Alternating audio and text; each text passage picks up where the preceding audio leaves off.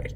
Jack, Yes. I do want to give an update on Claudia. Oh, you had to throw a wrench in it. All right. All right, we're good. Let's get to my outline here. All right. We're going to continue in the book of Job tonight. We are going to be going through Job chapter 12 and part of 13. So the chapter numbers sometimes are kind of in a weird place, but this portion of Job goes from chapter 12 all the way up to verse 19, and chapter 13 is where Job is addressing his friends here. In some Bibles or commentaries, it'll say this is Job's address to that third friend, but the way that Job is talking here, he's talking to like the group of his friends here. And it's kind of interesting. In this part of Job is now not just defending himself, but he kind of goes a little bit more on the attack and points out the wrongdoings of his friends here. So it's pretty interesting. And so this chapter, in chapter 12, starts off with Job rebuking his friends. And this may or may not work, so we'll see. But Job is going to start off rebuking them in verses 1 to 6. And he actually ends this discourse here before he turns to his prayer with rebuking them as well. And so he gives his reason. So just like his friends were setting up their arguments against him, he's now going to, like a lawyer, set up his argument against them, right? And so chapter 12, starting at verse 1, and verses 1 to 6 here, it says, "Then Job answered and said, 'No doubt you are the people, and wisdom will die with you.'" And so they're claiming to be wise, but what Job is saying is really the people that you're talking about, his friends, the type of person that they have been talking about. He's saying you're actually that person. You are those people, and so you are those wicked people that you claim that I am. Is what Job's going to point out here. It says, "But I have understanding as well as you. I am not inferior to you. Indeed, who does not know, who does not know such things as these?" So his answer to their accusations and their statements here are that everybody knows the things that you've been saying. Everybody knows those things. And so, sorry, I got a little bit distracted. Let me just gather my thoughts real quick. So basically everything that they've been stating here, all the accusations towards him, he's acknowledging that they're using facts here to get at him. But he's going to point out they're really using this truth in the wrong way. And so you can use a verse, right? People can quote scripture and things like that. People can, and do this a lot, where they use a verse of the Bible and totally use it in the wrong way. What's the most famous one that non-Christians use against Christians? Judge not, right? Judge not lest you be judged. They're completely taken out of context, but it is a true statement, what they're saying, but they a lot of times use it in totally the wrong way and out of context. And so, and so Job is pointing this out here, that he knows everything that they're saying, and he's not inferior to them. He's actually older and wiser than them by their own customs, because he's been around here. Even the implication that they had brought up earlier was that Job was the one that was really teaching them about God earlier. And so now they have been using Job's own teachings against him. And so he's throwing this back at them there. Verse 4, it says, "I am one mocked by his friends." So what was one of the things that they were accusing him of doing? Mocking God, right? So Job is saying, no, I'm the one that's mocked. Okay. Then he says, "Who called on God, and he answered him. The just and blameless who is ridiculed." So now again, Job is kind of getting more into this self-righteousness here. So he's saying, I'm just and blameless, and I'm being ridiculed by these wicked people, right? Then he says here, and this one I had to actually look at I had to look this up because this is one of those phrases that's interesting. It says, a lamp is despised in the thought of one who is at ease. It is made ready for those whose feet slip. And so this verse here, again, I had to kind of look that up. I didn't really totally understand what it was saying. Then after I looked it up, I'm like, oh, that's what it means. So when it's saying one who is at ease, right, it's talking about one who's sleeping. And so isn't it frustrating, like if someone ever comes in and turns a light on while you're sleeping, that would kind of upset you, right? But in order to not stumble in the dark, what do you need? You need a light, right? You need a lamp. And so what he's saying is you use this lamp when you are stumbling in the dark, but as soon as you want to go down to go to sleep, what do? You turn it off, you throw it away, right? And so what Job is doing here is he's comparing himself to the lamp. He's saying, and his friends are the ones that are despising him now. So he's saying to his friends, you used me when you needed something, when you needed guidance and all of this, and now you despise me. And because you're not the one that's going through something. So that's what his friends are doing to him. So that's what verse 5 means there. Then verse 6 here it says, and this is another one that I had to kind of look into. There's some heavy translation work that was done here that you can read different translations of the Bible and kind of get totally different renderings of this. But it says here, the tents of robbers prosper, and those who provoke God are secure in what God provides by his hand. And so it's like, well, what does that mean there? Well, so what he's saying is because their logic, right, was God punishes those who are wrongdoers. Okay? But he says, what Job's pointing out here is, who is wealthier when someone robs you? Who ends up prospering when someone robs you? Like if someone were to steal from your house, who's the richer one? The robber, right? Take it back to their house. And so who's got the better house at that point? The robber. And so Job is pointing out that this world is full, even at that time, is full of those who are wicked that are prospering, while those who are righteous are suffering. And so he's again laying out this argument that the reason for suffering cannot be because of someone is good or bad. Okay? And so then he goes on here. And this is a pretty interesting passage here. But basically, Job is going to start talking about how everything has its place and things really just happen.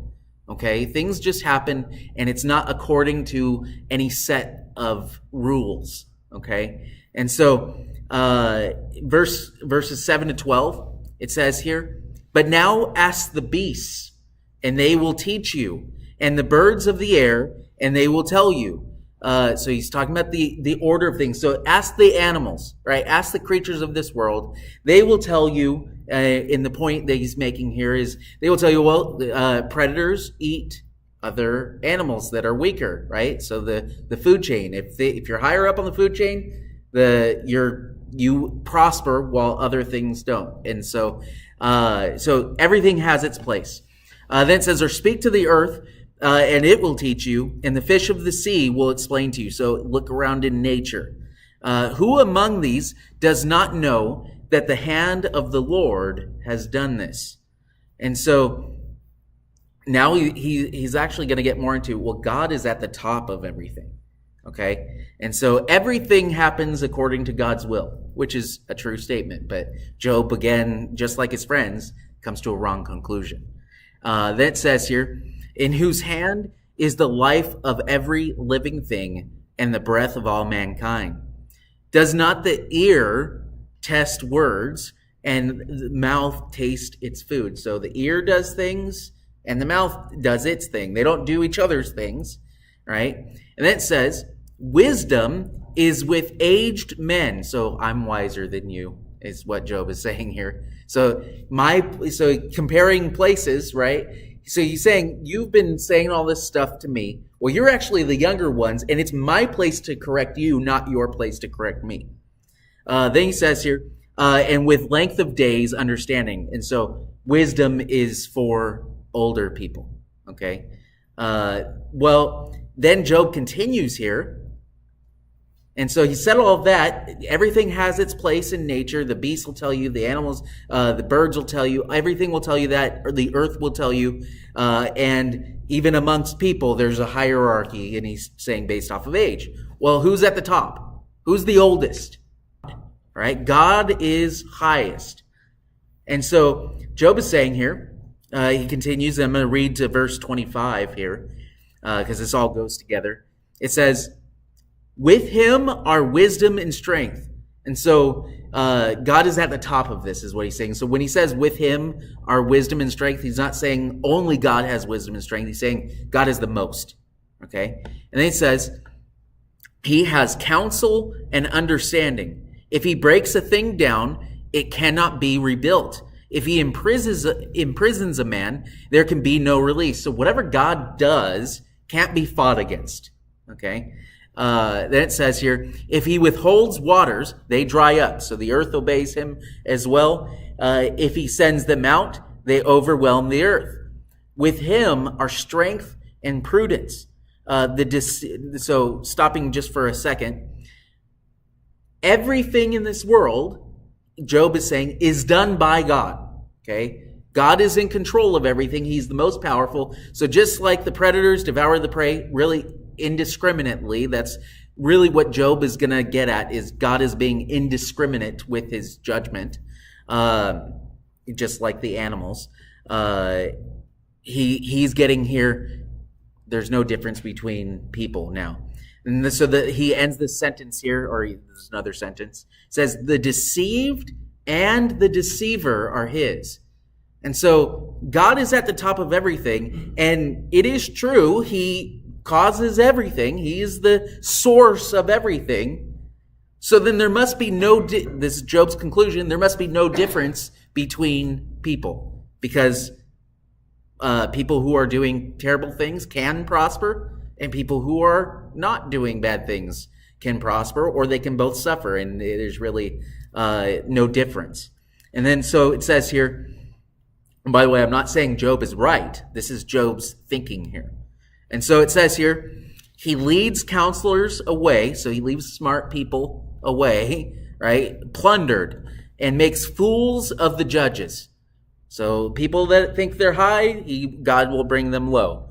It says, he loosens the bonds of kings and binds their waist with a belt.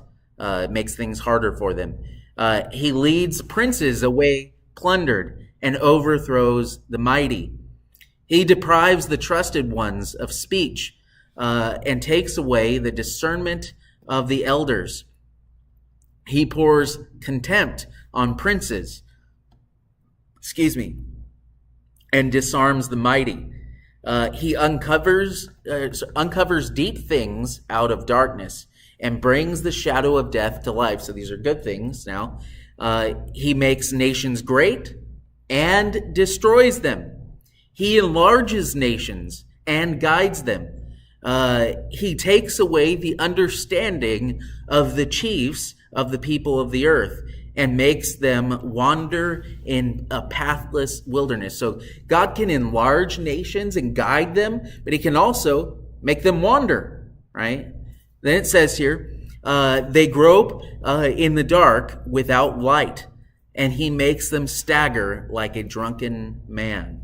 And so Job is, again, this is like his argument here about God, is that God lifts up some and destroys others. And so remember, the whole argument of his friends is God is doing this to you because you are a wicked person.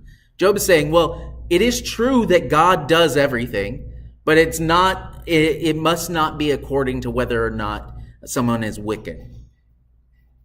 Then Job goes back to rebuking his friends. So now, he set up his kind of defense there. Now he's in these verses. He's going to set up he's going to set up an argument the exact same way they were doing to him.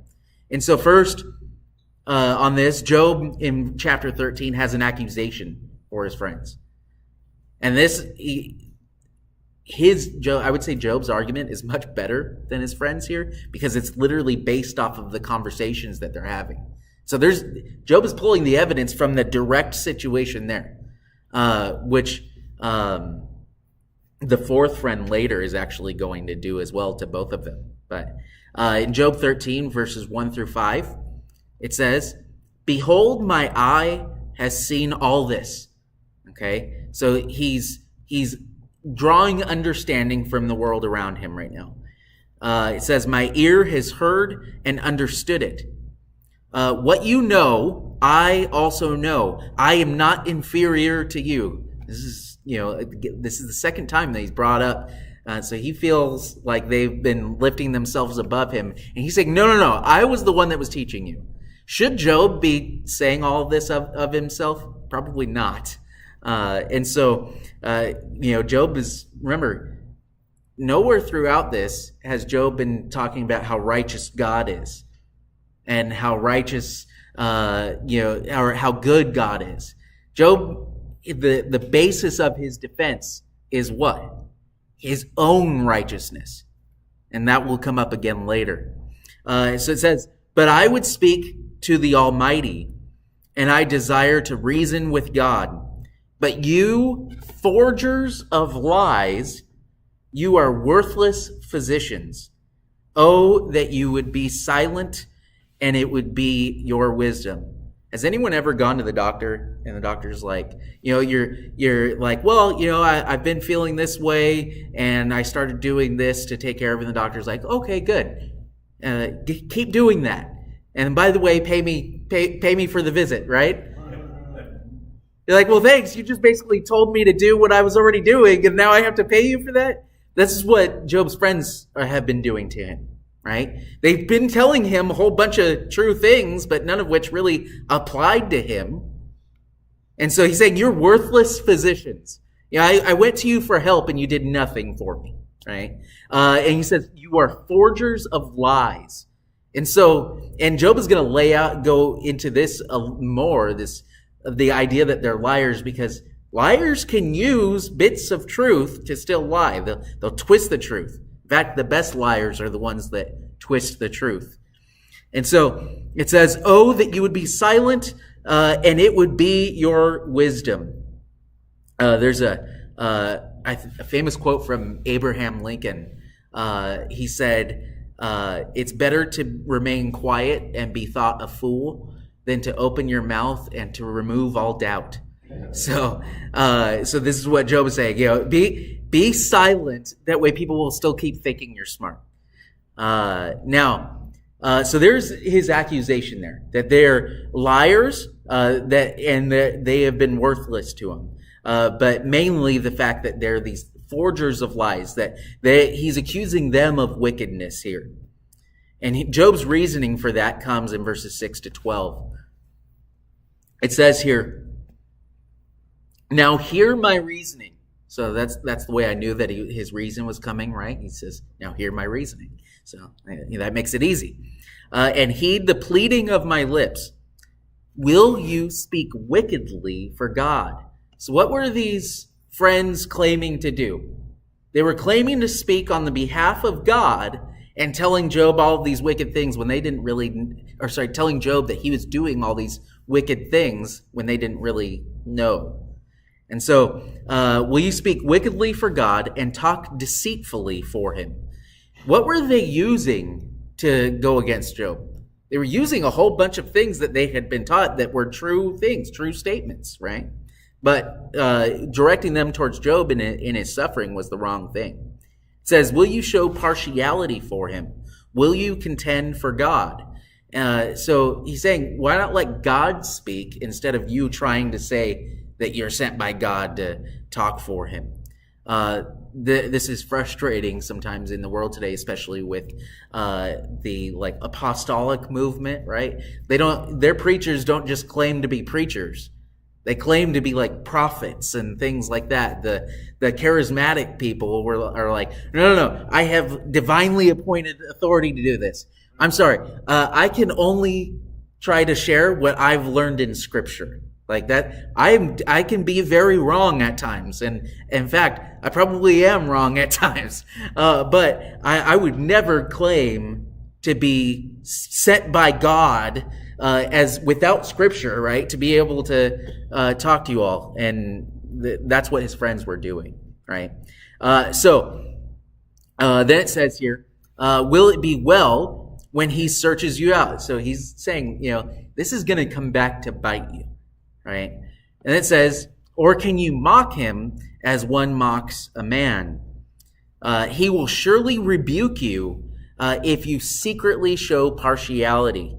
Will not his excellence make you afraid, and the dread of him fall on you? You should be scared, is what he's saying to his friends, for what you've been doing.